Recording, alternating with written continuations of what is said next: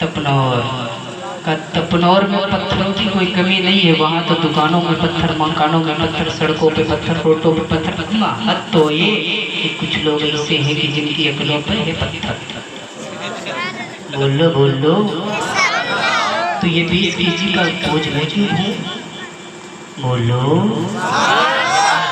मैंने कहा यार ये सूटकेस पहन लीजिए, तुमको बोझ नहीं लगता है, ये कोट पहने तुमको बोझ नहीं लगता है। तो कहा मौलाना ये सर्दी नहीं देख रही? बोलो। कहा ये सर्दी है इसलिए कोट मेरी ज़रूरत है। बोलो। कोटी मेरी ज़रूरत है, सदरी मेरी ज़रूरत है। तो ये मैं 20 केजी का बोझ क्यों ढूंढूं? तो मैंने कहा मौलाना माफ़ कीजिएगा, मैं कहना ही चाहता हूँ कि जो ज़रूरत की चीज़ होगी उसे ले जाने पर ज़माना मजबूर होगा, और जो ज़रूरत की चीज़ ना होगी उसे कोई हाथ भी ना लगाएगा।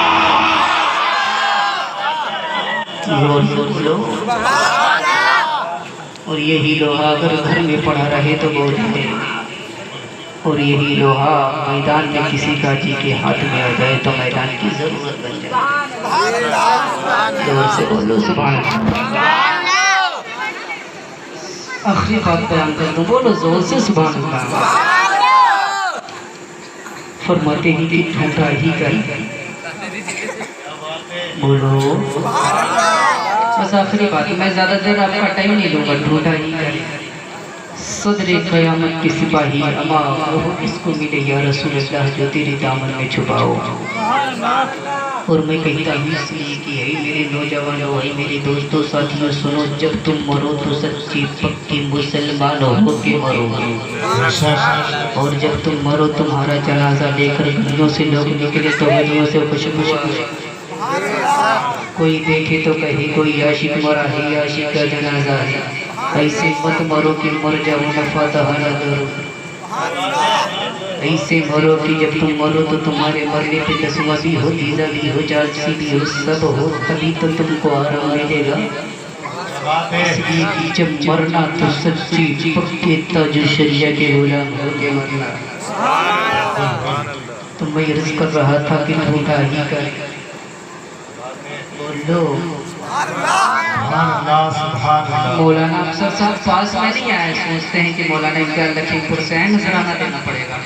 ऐसी कोई बात नहीं, बोलो सुभान अल्लाह। आके तकरीर सुनने में जोर से बोलिए सुभान अल्लाह। ये आपके इमाम साहब हैं कि कलर किया मेरा का फरमाते हैं कि इमाम से पीछे पीछे चलोगे तो सलामत रहोगे। तो जिस दिन इमाम के आगे आ गए तो लोग तुम्हारे पीछे खड़े हो जाएंगे,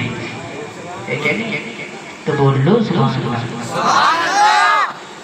तो ढूंढा ही करेंगे सदरे क़यामत के सिपाही या रसूल अल्लाह वो किसको मिलेगी जो तेरे दामन में छुपा हो। माशाअल्लाह सुभान अल्लाह। एक बात बता दूं, सबको सबनी ढूंढती, सबको सबनी ढूंढती, अमर जो जिसका होता है वही उसको ढूंढता है।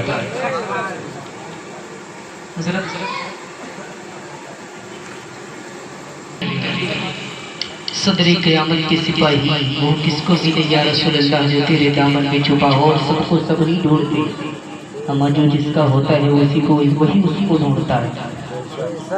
अब मान लीजिए लड़का हो आपका, मैं क्यों ढूंढने लगे? जो जिसका होता है।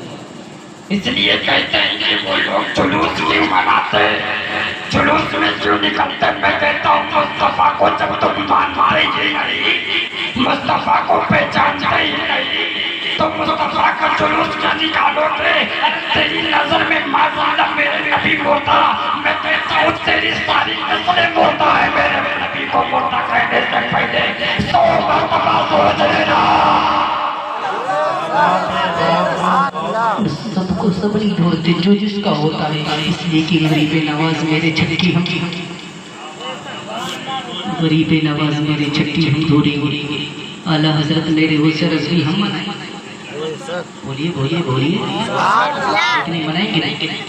और वो से आजम मेरे हम मनाएंगे। तो मोहम्मद रसूलुल्लाह भी हमारे 12वीं कौन मनाएगा? मनाएंगे, बोलो जोर से बोलो सुभान अल्लाह। 12वीं हम मनाएंगे। अब मान लीजिए मैंने क्या पढ़ा था कि ढूंढा ही करे, बस मेरी आखिरी गुफ्तगू है, ढूंढा ही करे सदरे क़यामत की सिपाही, ढूंढा ही करे। बोल लो आप, सिर्फ आखिरी बात है, उसके बाद इंशाअल्लाह कभी और। ढूंढा ही करे सदरे क़यामत की सिपाही, वो किसको मिले जो तेरे दामन में छुपा हुआ हो। कल क़यामत के दिन नफ्सी नफ्सी का आलम होगा, कोई किसी का ना होगा। आखिर ये गुनाहगार सियाकार जाएंगे किधर, फरिश्ते ढूंढेंगे, चक्कर लगाएंगे, जाएंगे किधर। मान लीजिए कि शादी हो जाए मौलाना अफसर साहब की, और इनका एक लड़का होगा। कितना? एक लड़का होगा। अब हजरत ऐसे खामोश बैठे हैं जैसे इस बस्ती में एक मौली साहब रहा करते थे, वो वाले मौली साहब जो मैंने पहले बताया था ना, ऊंचे वाले बस्ती में रहा करते थे। और बहुत बड़ी कंजूस थे, घर में ही पड़े रहती, सुबह हो तो घर में, शाम हो तो घर में। एक दिन उनकी पूरी औरत बहुत बड़ी, अभी मक्कार घर में पड़ा है, जाके बाहर कमा ले कुछ लीजिए आ जा। तो वो कहता है यार कैसी बात करती है, देख आज ही शाम में तेरे आटे पे इंतजाम करता हूँ। गया जंगल को लकड़ियाँ तोड़ कर लाया, लकड़ियाँ तोड़ने के बाद 5 रुपए के मार्केट में बेच कर आटा लेकर आ गया। कितने की? 5 की। 5 रुपए की लकड़ियाँ बेचा, आटा लेकर घर पे आ गया। रोटी बेगम ने बनाई, बन के तैयार हो गई। कितनी? 5। कितनी? 5 रोटी जब मुकम्मल हो गई, मुकम्मल होने के बाद अब औरतें कम नहीं होती, जानते हैं ना आप लोग, औरतें कम होती हैं। बोलो, अरे बोल लो यार, इस बात में तो नहीं डर रहा, घर जाएंगे तो खैरियत ली जाएगी। 5 रोटी बनी है, औरतें कम नहीं। बोली देखो मियाँ 3 में खाऊंगी, 2 तुम खा लेना। तो कहा ऐसे नहीं बनेगा, 3 में खाऊंगा, 2 तू खा। वो कह रहा ना, वो कह रही, वो सोच रहा है मैं नहीं खाऊंगा, मैं 3 खाऊंगा, वो कह रही मैं 3 खाऊंगा। दोनों आपस में लड़ गए। बात यहाँ तक के पहुंची कि लड़ते लड़ते लड़ते लड़ते उधरी गली से गुजर हो गया मौलाना कौसर नज़वी का। क्या बात है, क्या बात है। अरे बोलो बोलो, जिनकी तकरीर अभी मुझसे पहले आपने सुनी है कि नहीं? कितनी अच्छी तकरीर की है हज़रत ने, ठीक है नहीं? जी बिल्कुल। मैं तो नहीं बोल पाऊंगा इसे, लेकिन कोशिश करूंगा बोल जोर से। क्या बात है हज़रत। जब ये मुलाकात जब उधर से गुजर हुआ मौलाना कौसर नज़वी का, देखा है कि बुढ़ा बुढ़िया दोनों लड़ रहे हैं। का क्या बात है, क्यों लड़ रहे हो? इतनी देर में मौलाना अफसर भी तशरीफ ले आए। बोलो छोड़ूंगा किसी को नहीं, बोलो जोर से। मौलाना अफसर जी से तशरीफ लाए, फरमाते हैं मौलाना कौसर क्या बात है, इतना परेशान क्यों की? आखिर क्या हुआ है? तबीयत की नासाज क्यों तुम्हारी लग रही? का यार क्या बताऊँ, ये बुढ़ा बुढ़ियों ने जीना हराम कर रखा है, सुबह से लड़ रहे हैं एक रोटी के लिए। का क्या बात है, फैसला सुनाया जाए? तो मौलाना ने कहा देखिए ठीक है, फैसला सुनाते हैं, आप दोनों भूखे पेट से सो जाओ। रात में जो पहले बोलेगा वो 2 खाएगा, जो बाद में बोलेगा वो 3 खाएगा। फैसला किया जाए। अब बुढ़ा भी भूखा, बुढ़िया भी भूखी, पूरे घर में एक ही चारपाई पे लेके पूरी रात बुढ़ा बुढ़िया को लेके, बुढ़िया बुढ़े को लेकर, फिर भी चुप। बुढ़ा सोच रहा है अगर मैं बोला तो मेरी 1 रोटी कट गई, बुढ़िया सोच रही है अगर मैं बोला तो मेरी कट गई। 1 रोटी के लिए बोल नहीं रहे, चुप। जब सुबह हुई तो उनके हल्के से कोई आवाज़ न आई, सुबह हुई कोई आवाज़ न आई। जब लोगों ने देखा कि यार कोई बोल ही नहीं रहा, ऐसा तो नहीं कि बुढ़ा बुढ़िया समाप्त हो। मौलाना कौसर को मालूम था कि ये नाटक कर रहे हैं, मौलाना अफसर को मालूम था नाटक कर रहे हैं।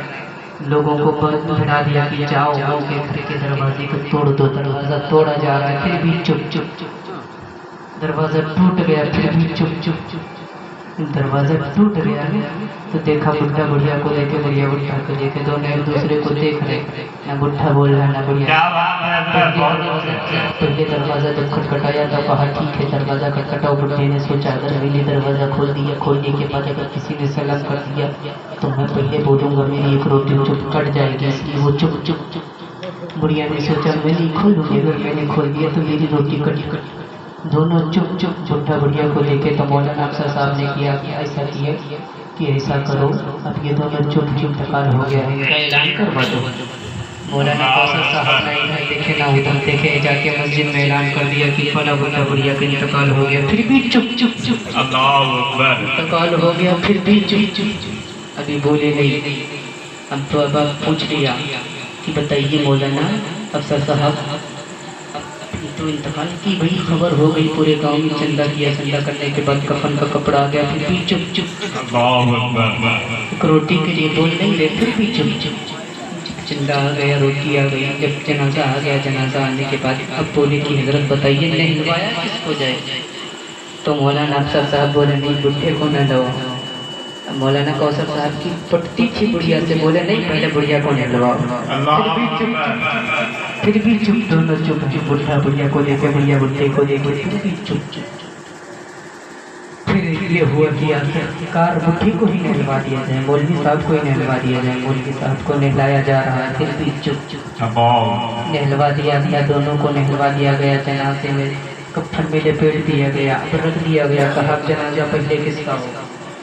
तो कहा कि बुढ़े का ही पढ़ लो। ये मस्जिद में आता नहीं था, नमाज पढ़ने आता था, जुमे को आता था और टोकता था कि मौलाना सब पंखा क्यों चलता है? मौलाना तेरे बाप का गुलाम नहीं है, मौलाना तो वाले मुख्तार का गुलाम है।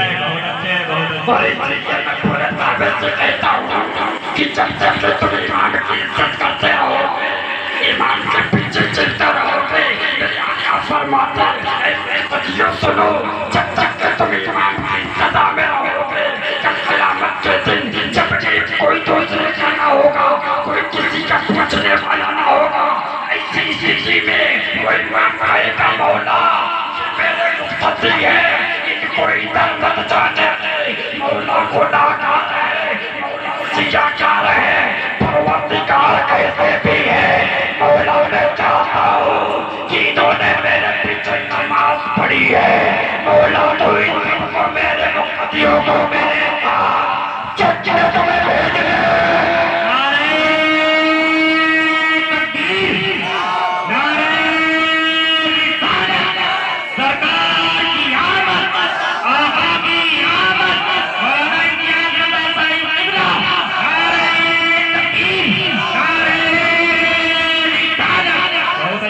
बहुत अच्छे, सुभान अल्लाह।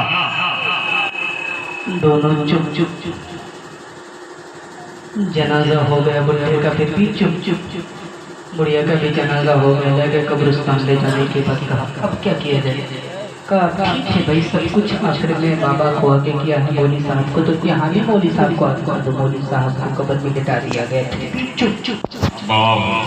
मौली से तोड़ दूंगा इसको, जब अपने घर नहीं आने दूंगा, ढूंढा नहीं। क्या बात है? बोलो बोलो, जोर से बोलो, ढूंढा ही है। और सबको सब नहीं ढूंढते हैं, जो जिसका होता है वही उसको ढूंढता है। लिए हाथ में टुल्ला ढूंढ चले, ढूंढा नहीं। क्या बात है? लिए टुल्ला ढूंढना चले, ढूंढा ही कभी ढूंढ चले ढूंढे कहीं अपने पुप्पी के मकान पे देखा, घर पे देखा, खाला की यहाँ देखा, इधर उधर देखा, सब कहीं देख लिया, लेकिन लड़का ना मिला, ढूंढा ही। क्या बात? उस लड़के की मुलाकात हो गई मौला मुदस्सिर से। ऐसे ही मुलाकात हुई, मौलाना मुदस्सिर साहब से कहा ए बेटे भाग जा, तेरा बाप बहुत गुस्से में है, बहुत मारेगा। अगर आज तेरा बाप तुझको मिल गया तो बहुत मारेगा। वो बच्चा किसी बाप के यहाँ नहीं, किसी रिश्तेदार के यहाँ नहीं, किसी दुकान में नहीं, किसी मकान में नहीं, वो भागा डायरेक्टली घर। मैंने कहा बोल बोल बोल। बाबा क्या बात है? तुझे मालूम नहीं, जब तेरा बाप थक हार कर परेशान हो जाएगा तो एक ही वापस आएगा। तो कहा मौलाना माफ करना, अगर बाप के थक हारने की आखिरी मंजिल घर है तो मुझे छुपने की जगह कर है। बाबा क्या बात है? क्या बात है? और इसलिए मैं पूरे दावे से कहता हूँ कि जब क़यामत के दिन मेरे नबी अपनी गुनाहगार उम्मत को छुपाएंगे, फिर इसके चक्कर लगाएंगे। क्या बात है? क्या बात है? बोलो बोलो बोलो। फिर चक्कर लगाएंगे, इधर देखो कहाँ गया है, उधर देखो कहाँ है, बताओ गुनाहगार कहाँ है। एक गुनाहगार को ढूंढेंगे, लेकिन मेरे मुस्तफा अपनी गुनाहगार उम्मत को दामन में छुपाएंगे। बेशक रिश्ते ढूंढे ना पाएंगे। और मैं तुम्हें से कहता हूँ कि मेरे मुस्तफा ऐसा अपनी उम्मत से प्यार करते, ऐसा अपनी उम्मत से मोहब्बत करते। मेरे आका फरमाते कि अरे मेरे उम्मतियों, अगर मेरे हसन हुसैन की मोहब्बत में एक आंसू बहाओगे और वो आंसू निकल कर तेरे रुखसार पे आ गया तो कल क़यामत के दिन अपने साथ मोहब्बत जन्नत में लेकर चला जाएगा।